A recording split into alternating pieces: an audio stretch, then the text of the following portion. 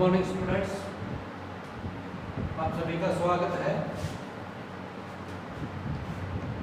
First video में हमने 10th class सत्ता की साझेदारी का टॉपिक शुरू किया था, जिसके अंदर मैंने आपको बेल्जियम के बारे में बताया।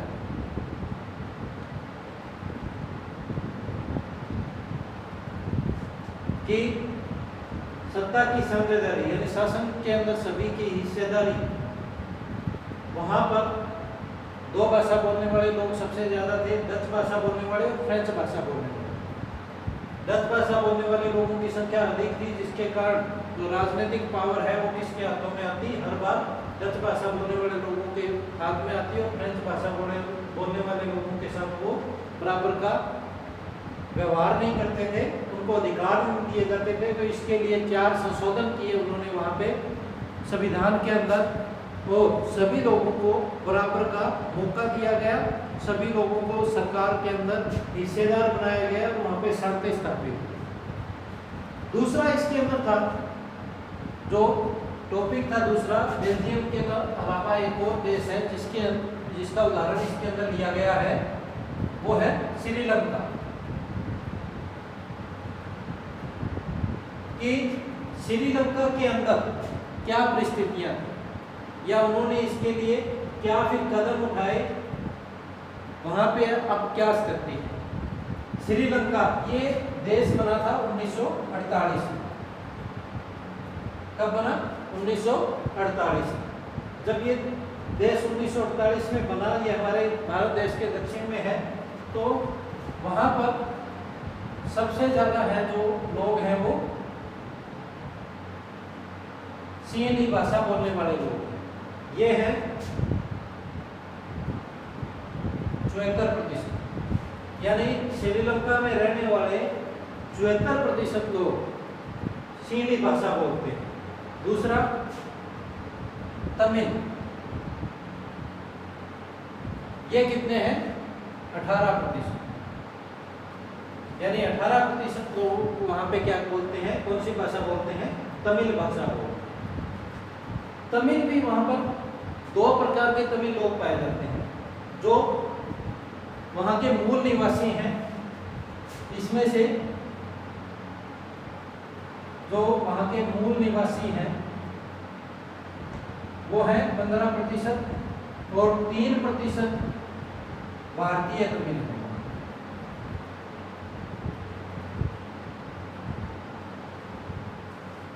ये 18% जो लोग हैं, इसमें से 15% वहां के मूल निवासी हैं और 3% भारतीय तमिल हैं। अब भारतीय तमिल का मतलब क्या है कि जब यहाँ पर अंग्रेजों का शासन था, तो यहाँ के जो तमिल भाषा बोलने वाले लोग हैं वो श्रीलंका के अंदर चाय के बागानों में काम करने के लिए चले गए और वहीं पर जाके बस गए, वहीं पर रहने लगे। तो ऐसे लोग क्या हैं? 3% हैं। बाकी बचे लोग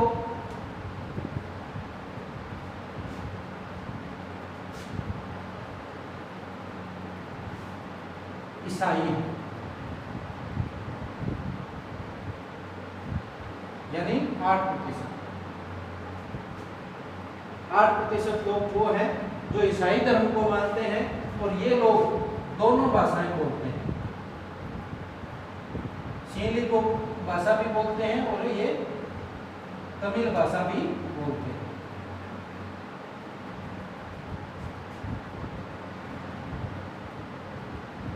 ये वहां की जातीय बनावट, श्रीलंका की जातीय बनावट क्या है कि सिएनी भाषा बोलने वाले लोग क्या है? 76%। तमिल भाषा बोलने वाले लोग 18%। ईसाई बोलने वाले, ईसाई जो धर्म के लोग हैं वो दोनों भाषाएं बोलते हैं, वो कितने हैं? 8%। अब बहुसंख्यक होने के कारण जब वहां पे सरकार बनी, तो उसमें क्या है? सभी लोग क्या थे? सिंहली। और वहां पे जो संविधान बनाया गया या उस संविधान में जो बातें कही गई, वो कुछ ऐसी बातें थी जिसके कारण जो तमिल लोग हैं वो अपने आप को इनसे अलग समझने लगे। यानी वो लोग श्रीलंका देश को अपना देश नहीं मानते, क्यों उनको बराबर का अधिकार वहां पे नहीं दिया गया? कारण क्या था? तो संविधान के अंदर ऐसी कौन सी बातें हैं जिससे हमें ये पता चलता है कि वहां पर सीली लोगों को प्राथमिकता दी गई है, तमिल लोगों को प्राथमिकता नहीं दी गई, या सीली लोगों को अधिकार दिए गए हैं और तमिल भाषा बोलने वाले लोगों को बराबर का अधिकार नहीं दिया गया? सबसे पहली बात यह है कि वोट देने का अधिकार, वोट का अधिकार, शिक्षा का अधिकार, इसके अलावा व्यवसाय करने का अधिकार या नौकरी प्राप्त करने का अधिकार, इन सब के अंदर प्राथमिकता किसको? सीली भाषा बोलने वाले लोग। और चुनाव में भी हिस्सा यही लेते हैं ताकि इन्हीं की सरकार बने, और ये अपने अधिकारों के लिए ही काम करते हैं, ये तमिल लोगों को अपने बराबर नहीं समझते हैं। शिक्षा सबसे पहले किसको? सीली भाषा बोलने वाले लोगों को। नौकरी भी सबसे पहले किसको? सीली भाषा बोलने वाले लोगों को। सीली भाषा बोलने वाले जो लोग हैं वो किस धर्म को मानते हैं? बौद्ध धर्म। वो मानते हैं बौद्ध धर्म। और जो तमिल भाषा बोलने वाले लोग हैं इसमें हिंदू भी हैं और मुसलमान भी हैं। अब दूसरा संशोधन इसमें क्या था? संविधान के अंदर ऐसी क्या बात थी कि बौद्ध धर्म को वहां का राष्ट्रीय धर्म घोषित कर दिया। राष्ट्रीय धर्म हो, यानी इसको राजनीतिक संरक्षण प्राप्त हो गया। ऐसे में तमिल भाषा बोलने वाले लोगों ने अपने धर्म या अपने लोगों को ये एहसास करवाया, या इनको ये समझ में आ गया कि श्रीलंका के अंदर इनको बराबर का अधिकार कभी नहीं दिया जाएगा। इसलिए वहां पर क्या है? अराजकता की स्थिति उत्पन्न हो गई। इनकी जो तमिल भाषा बोलने वाले लोग थे वो इन्हीं कारणों से नाराज थे कि उनको वोट देने का अधिकार वहां पे प्राप्त नहीं था, शिक्षा प्राप्त करने का अधिकार प्राप्त नहीं था, नौकरी प्राप्त करने का अधिकार नहीं था, उनके धर्म को राष्ट्रीय धर्म घोषित नहीं किया गया, वो धर्म को राष्ट्रीय धर्म घोषित कर दिया गया, यानी वो एक धर्मनिरपेक्ष देश नहीं है। ठीक है ना? तो इस प्रकार जो तमिल लोग हैं वो अपने आप को श्रीलंका के अंदर हीन समझते हैं या सीली लोगों से नीचा समझते हैं। तो इन्होंने अपने अधिकारों को प्राप्त करने के लिए बार बार वहां पर आंदोलन किए, हड़ताल की, ताकि इनको बराबर का अधिकार मिले। लेकिन अब जब ऐसी स्थिति बेल्जियम के अंदर उत्पन्न हुई थी तो उन्होंने वहां पे क्या किया था? उन्होंने क्या किया था कि सभी नेताओं ने बैठ के वहां पे संविधान के अंदर संशोधन किया और वहां के प्रत्येक समुदाय को सरकार के अंदर बराबर का हिस्सेदार बनाया। लेकिन श्रीलंका के अंदर आज तक ऐसा नहीं किया गया, जिसके कारण आज भी इन लोगों के ऊपर अत्याचार किए जाते हैं, इनका शोषण किया जाता है, और ये अपने आप को अभी भी सीली लोगों से या वहाँ के नागरिकों से अपने आप को अलग समझते हैं, जिसके कारण वहाँ पर अराजकता की स्थिति हमेशा बनी रहती है। तो ये दो देशों के उदाहरण थे सत्ता की साझेदारी के। एक बार रिपीट कर देता हूँ कि 1948 में ये बना श्रीलंका। वहाँ पर सीली भाषा बोलने वाले लोग 74%, तमिल भाषा बोलने वाले लोग 18%, ईसाई 8%। ये जो ईसाई लोग हैं वो तमिल भाषा भी बोलते हैं और सीली भाषा भी बोलते हैं। अब सीलियों का जो धर्म है वो क्या है? बौद्ध धर्म है। और जो तमिल भाषा बोलते हैं उनका धर्म क्या है? हिंदू और मुसलमान।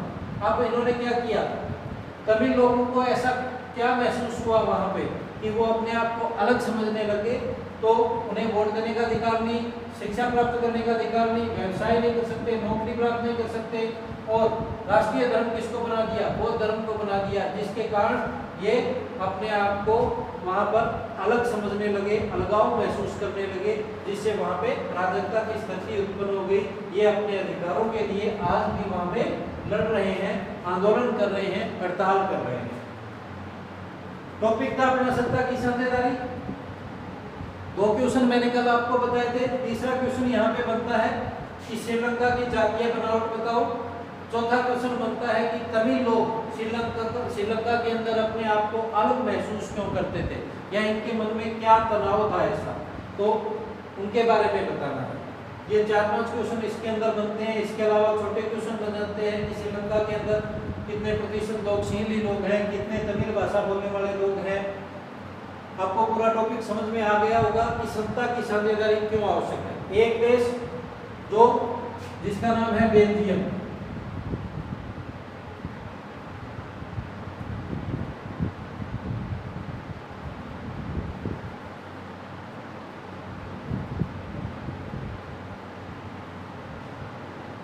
जिसके अंदर वहां के नेताओं ने समझदारी से काम लेते हुए प्रत्येक वर्ग को सरकार या सत्ता के अंदर हिस्सा दिया और वहां पे शांति स्थापित हो गई।